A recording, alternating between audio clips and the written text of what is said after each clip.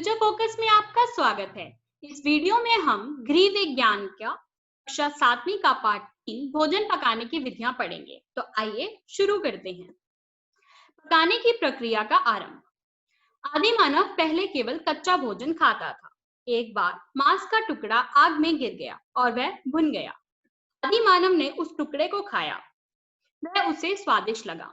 इस प्रकार पकाने की प्रक्रिया का आरंभ हुआ। उचित तरीके से पकाना। आप भोजन में प्रतिदिन विभिन्न प्रकार के खाद्य पदार्थों का सेवन करते हैं, जैसे रोटी, चावल, पुलाव, दाल, सब्जी, सलाद, दही, फल, छाछ आदि। आपने अनुभव किया होगा कि उबले हुए चावलों का स्वाद मटर पुलाव या मीठे चावलों से भिन्न होता है, क्योंकि प्रत्येक के पकाने की विधि भिन्न भिन्न होती है। इसी प्रकार रोटी का स्वाद परांठे व पूरी से भिन्न होता है। खाद्य पदार्थों के पोषक तत्व को बनाए रखने व भोजन को सुपाच्य बनाने के लिए उसको उचित तरीके से पकाना अत्यावश्यक है। भोजन पकाने की विधियों के बारे में पढ़ते हैं। अब हम भोजन पकाने की मुख्यतः 3 प्रकार की विधियां होती हैं। पहली है जल द्वारा पकाना, दूसरी है शुष्क ताप द्वारा पकाना और तीसरी है तलना।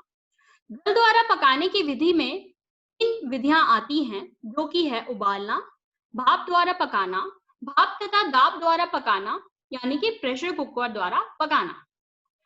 अब शुष्क ताप द्वारा पकाने में 2 विधियां आती हैं, जो कि है बेकिंग, भुनना व सेकना। और तीसरा तलने के अंदर 2 विधियां आती हैं, एक है कम घी या तेल में तलना और दूसरा है अधिक घी या तेल में तलना। तो आइए पहले हम जल द्वारा पकाने की पहली विधि उबालना के बारे में पढ़ते हैं। इसमें खाद्य पदार्थ को जल में पकाया जाता है, जैसे दाल, चावल, सूप, सब्जियां आदि। आलू, अरबी और शकरकंदी को छिलके सहित उबालना चाहिए ताकि उनके पोषक तत्व संरक्षित रहें। पालक, बथुआ, सरसों का साग, घिया, गाजर आदि उबालने के बाद पानी को फेंकना नहीं चाहिए। इसका प्रयोग सूप, दाल आदि में किया जा सकता है। चित्र में आपको आलू को उबालते हुए दर्शाया गया है। उबालना के लाभ। उबला हुआ भोजन हल्का व पौष्टिक होता है, रोगी के लिए उत्तम होता है। उबालने से सख्त खाद्य पदार्थ नरम तथा सुपाच्य हो जाते हैं, जैसे दालें व अनाज आदि। उबालना की हानियां क्या हैं? अधिक देर तक उबालने से कुछ खाद्य पदार्थों के रंग बदल जाते हैं, जैसे हरी पत्तेदार सब्जियां। जिस पानी में खाद्य पदार्थ उबाला जाता है, उसे अगर फेंक दिया जाए, बहुत से पोषक तत्व पानी के साथ व्यर्थ चले जाते हैं। तो आइए जल द्वारा पकाने की हम दूसरी विधि, जो कि है भाप द्वारा पकाने के बारे में पढ़ते हैं। इस विधि में खाद्य पदार्थ को भाप से पकाते हैं, जैसे ढोकला, इडली, मोमोज आदि। पकाते समय खाद्य पदार्थ को किसी छिद्र युक्त बर्तन को एक बड़े बर्तन में रखते हैं। इसमें पानी को गर्म करके भाप बनाई जाती है। बर्तन को ढक देते हैं ताकि भाप बाहर न निकले। इसी प्रकार का ये बर्तन है, ये इडली बनाने का बर्तन है, जिसके अंदर नीचे भाप से पकाया जाता है और छिद्र युक्त बर्तन के अंदर इडली का जो बेस होता है उसको रखा जाता है और उसको पकाया जाता है। भाप द्वारा पकाने का लाभ। भाप द्वारा पका हुआ भोजन हल्का और सुपाच्य होता है, रोगी के लिए उपयुक्त रहता है, पोषक तत्व संरक्षित रहते हैं, पकाने में कम समय लगता है। अगली हमारी तीसरी विधि है, वो है भाप तथा दाब द्वारा पकाना, प्रेशर कुकर द्वारा। इस विधि में भोजन को भाप के अत्यधिक दाब से एक विशेष बर्तन में पकाया जाता है, जिसे प्रेशर कुकर कहते हैं। इसका ढक्कन वायुरोधी होता है, यानी कि वो वायु को रोक देता है। यह बर्तन अत्यधिक दाब सहन कर सकता है और ये अत्यधिक जो दाब है वो सहन कर सकता है। कुकर में बनने वाला भाप अंदर एकत्रित होने से दाब बढ़ता है। पानी का तापमान अधिक होने से भोजन शीघ्र पक जाता है। प्रेशर कुकर में सेपरेटर भी होता है, जिनमें भिन्न भिन्न प्रकार के खाद्य पदार्थ एक साथ पकाए जा सकते हैं। ये दर्शाया गया है प्रेशर कुकर। इसके अंदर ऊपर एक सीटी लगाई गई है, जो कि प्रेशर को रोक के रखती है और भाप को बाहर नहीं निकलने देती। आगे बढ़ते हैं। भाप तथा दाब द्वारा पकाने के लाभ। भोजन शीघ्र पकता है, ईंधन की बचत होती है, जल में घुलनशील विटामिन व खनिज लवण संरक्षित रहते हैं। अब हमारी दूसरी विधि थी शुष्क ताप द्वारा पकाना। इस विधि में पकाने, सेकने व भुनने का काम शुष्क ताप द्वारा किया जाता है। इसमें पहली विधि आती है जो कि है बेकिंग। इस खाद्य पदार्थ को गर्म भट्टी, तंदूर या ओवन में पकाया जाता है। पकाने का माध्यम शुष्क ताप ही रहता है। केक, बिस्कुट, ब्रेड, रस आदि इस विधि से पकाए जाते हैं। आजकल विद्युत चलित तंदूर व ओवन भी बाजार में उपलब्ध है। तो ये दर्शाया गया है बिस्कुट बनाने की विधि, जो कि ओवन में बनाए जा सकते हैं और हम पिज्जा और केक भी बना सकते हैं ओवन में। तो ये दर्शाया गया है कैसे पिज्जा बन रहा है ओवन में। बेकिंग के लाभ: भोजन पौष्टिक और सुपाच्य होता है। भोजन में विविधता आती है। बेकिंग की हानियां: तापमान कम या अधिक होने से खाद्य पदार्थ के स्वाद व रूप में परिवर्तन आ जाता है। भुनना व सेकना: इस विधि में खाद्य पदार्थ को आग, गर्म तवे, राख या रेत पर रखकर पकाया जाता है। चना, मक्का, गेहूं, मूंगफली, आलू, बैंगन, शकरकंदी आदि इस विधि से पकाए जाते हैं।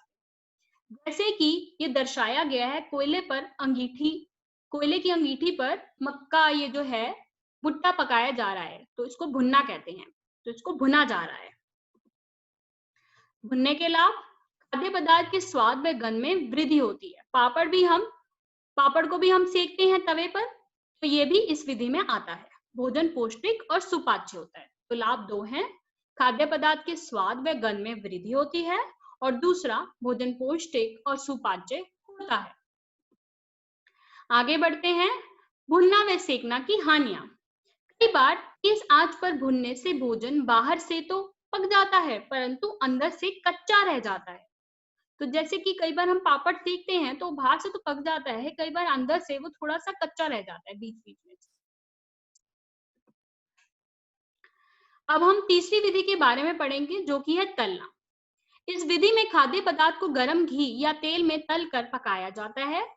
भोजन पकाने की यह विधि अधिक प्रचलित है। तलने की दो विधियां हैं। तो इसमें से एक विधि थी कम घी या तेल में तलना और दूसरी थी अधिक घी या तेल में तलना। इस विधि में कम घी के बारे में हम पढ़ते हैं। इस विधि में खाद्य पदार्थों को पकाने के लिए तेल या घी की मात्रा कम रखी जाती है। पकाने के लिए उथले धरातल वाले बर्तन का प्रयोग हम करते हैं।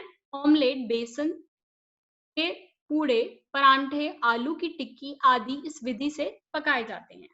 हम तवे में परांठे भी इस विधि से बनाते हैं।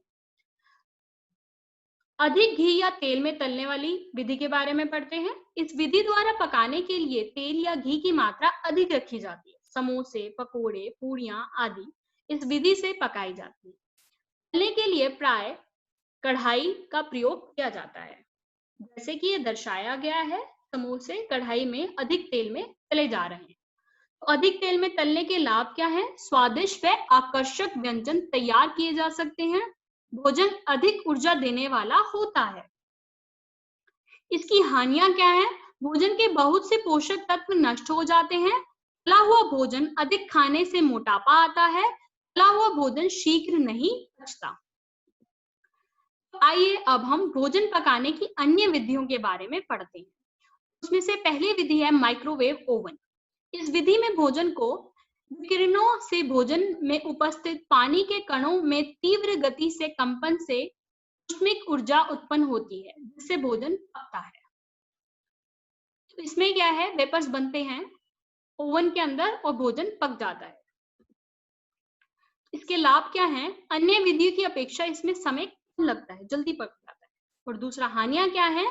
भोजन में नमी की मात्रा कम हो जाती है, क्योंकि नमी कम हो जाती है। सौर कुकर में पकाना। इस विधि द्वारा पकाने के लिए सौर ऊर्जा का प्रयोग करते हैं। जिस बर्तन में भोजन पकाया जाता है उसे सौर कुकर कहते हैं। थोड़ी मात्रा में भोजन बनाने के लिए बॉक्स प्रकार का सौर कुकर तथा अधिक मात्रा में भोजन पकाने के लिए पैनल प्रकार का कुकर उपयोगी होती है। तो इसके लाभ क्या हैं? ये सौर कुकर दर्शाया गया है, बॉक्स टाइप का है और इसमें हमने भोजन रख दिया है पकाने के लिए। सूर्य की किरणों से पकता है। इस विधि में पर्यावरण सहिष्णु है, इसलिए इसके प्रयोग से प्रदूषण नहीं होता। सौर कुकर का प्रयोग व रखरखाव बहुत सरल है। ये थे हमारे पार्ट 3 के बारे में कुछ। तो इस वीडियो को लाइक करें, हमारे चैनल को सब्सक्राइब करें और हमें फॉलो करें ताकि आपको आगे आने वाली वीडियोस दिख सकें। धन्यवाद।